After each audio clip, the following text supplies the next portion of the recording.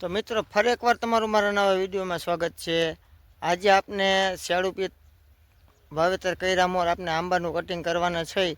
આની અંદર શેળુપીત આપણે કરવાના છે ધાણા, એટલે આંબાનું અત્યારે કટિંગ કરી લઈએ। નીચેની દાળખ્યું છે એને કટિંગ કરી નાખી, જેથી કરીને ટ્રેક્ટરને નડતો રૂપ ના થાય ને અત્યારે દાળખ્યું નીચે બહુ વડે છે, જેથી કરીને આપણે આંબાનું કટિંગ કરી નાખશું તો ઉપર વિકાસ થાય। એટલે આપણે આંબાનું આજ કટિંગ કરવાના છે, તો વિડીયોમાં તમે બન્યા રહેજો। આપણે આ આંબાની અંદર અત્યારે તમે જુઓ, આ જે દાળખી નીચેની સાઈડ છે ને એ આપણે બે કાપી નાખવાની છે।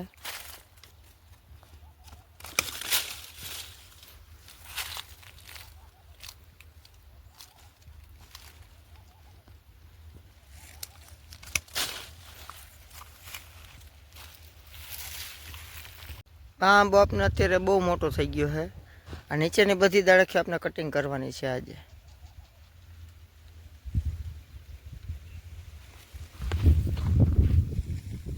જો આટલું કટિંગ કરી નાખ્યું, નીચેની બધી દાળખીઓ આપણે કાપી નાખી છે। આંબો એ મોટો છે, વરસ તો નથી થયા। આ બાજુની એક દાળખી છે, જો આ દેશી છે, આ સાઈડમાં બે છે એ કલમી। જો આંબો નાનો રહી ગયો, આપણે આની દાળખીઓ નીચેથી કાપી નાખશું।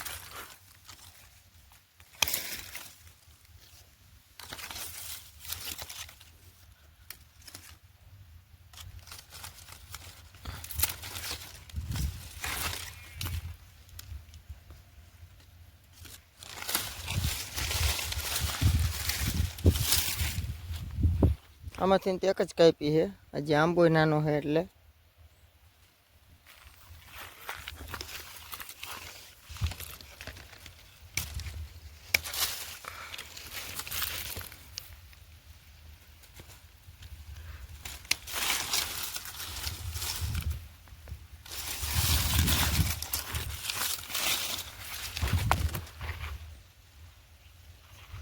પછી ત્યારબાદ આની અંદર આપણે થળમાં ગેરું મારવાનું બાકી છે। એ હવે આ મજૂર નવરા થાય એટલે આપણે આ થળમાં ગેરું મારી દેવું આની અંદર।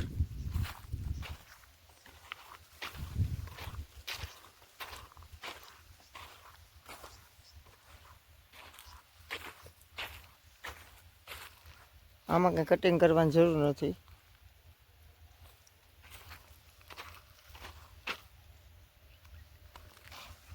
આ આપણે આંબાની યાર 1.5 વર્ષથી હોય વાવેતર કર્યું એને। બાજુની આયર છે, જો અમુક તો હવે આંબા રોગવાળા આંબા થઈ ગયા છે, એને કાઢીને હમણાં જ 10-15 દિવસમાં નવા વાવવાના છે। એની અંદર વિકાસ જ નથી, જ 2 વર્ષ થયા એવા અમુક આંબા છે। જો આમાં કટિંગ કરી નાખશું આપણે, નીચેને એક બે જે દાળખ્યું છે નળતરૂપ જે હોય ને હાવ નીચે હોય એને આપણે કટિંગ કરી નાખશું। જ્યાં આખી દાળખી આમ નીચે જાય છે એનું આપણે કટિંગ કરી નાખશું। આમાં આપણે આનું કટિંગ કરી નાખશું, આ નીચેની 3 દાળખીનું।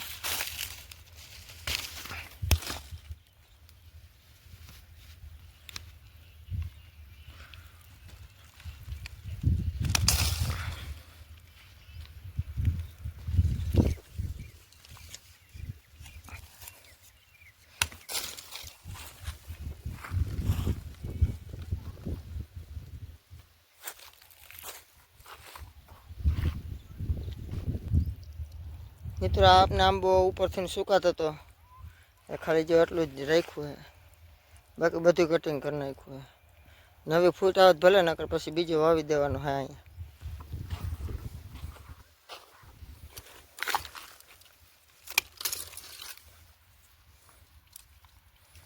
મિત્રો તમારે જો આંબા હોય ને તમારે કટિંગ કરવું હોય તો કટિંગ કર્યા બાદ ફૂગનાશકનો સ્પ્રે મારી દેજો, જેથી કરીને આમાં કોઈ જ્યાં કટિંગ કર્યું હોય આપને ને જીવાત કે ફંગીસાઇડ કાંઈ ના લાગે, એટલે ફંગીસાઇડ દવા મારી દેવાની અહીંયા, કા બોર્ડો પેસ્ટનો લેપ મારી દેવાનો, એટલે અંદર જીવાત ના જાય, નકર તમારે ઉપરથી આખો આંબો સુકાઈ જાય।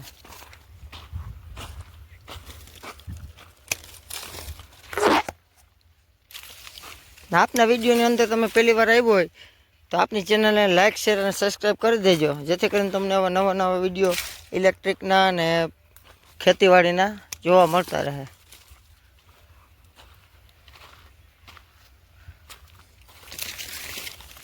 મિત્રો જો તમારે આંબા હોય ને જો આ રીતના આ ગાંઠું થતી હોય તો આને માર્ફોલ્ગેશન વાયરસ કહેવાય. આને તમે કટિંગ કરીને ખેતરની બહાર નાખી દો ને 4-5 વાર એકને એક દાડખીમાં કટિંગ કરો ને એટલે આવતો જ બંધ થઈ જાય. તમારે હોય ને તો આ વાયરસવાળું ઝાડવું કહેવાય. એટલે આને કટિંગ કરીને ખેતરની બાયણે નાખી દેવાનું, કાં પછી ખાડો કરીને દાટી દેવા. જો અત્યારે મિત્રો ડ્રીપનું પાણી અત્યારે ડ્રીપ એટલે પાણી ચાલુ જ છે. આપણે આમાં છે ને ક્લોરો ચડાવી દીધો હોય વેન્ચુરીથી. ને આ આપનો બગીચો છે, 3 વર્ષ થયા છે. અને અમુક ઝાડનો વિકાસ સારો છે. આ ઝાડ આપણે 1.5 વર્ષ થયા. આ અરજી છે ને આપણે 1.5 વર્ષ થયા વાવેલ છે. આ બાજુના જૂના આંબા છે, 250 આપણે પહેલાં સ્ટાર્ટિંગમાં વાવેલા હતા. આમાં અમુક આંબા ફૂંકાઈ ગયા છે. એટલે આપણે હવે શિયાળુ પિત્તમાં આપણે વાવવાની ગણતરી છે. શિયાળામાં અમુક જે ઝાડ થઈ ગયા એ બહુ સારા થઈ ગયા છે, થડ અને મજબૂત. મિત્રો આપણે હમણાં એક સ્ટાર્ટર મોટું બનાવ્યું હતું, એની મેં 2 રીલ્સો નાખેલ હતી. એમાં તમારા બધાનો સપોર્ટ ફેસબુકમાં બહુ જોરદાર છે. આપણે 2 રીલ્સમાં 100 કેની ઉપર વ્યૂ આવ્યા છે. તો આવો નવો સપોર્ટ બનાવી રાખજો ને કાયમીથી કાયમી તમે નવા વિડીયો મારા જોઈ રાખજો.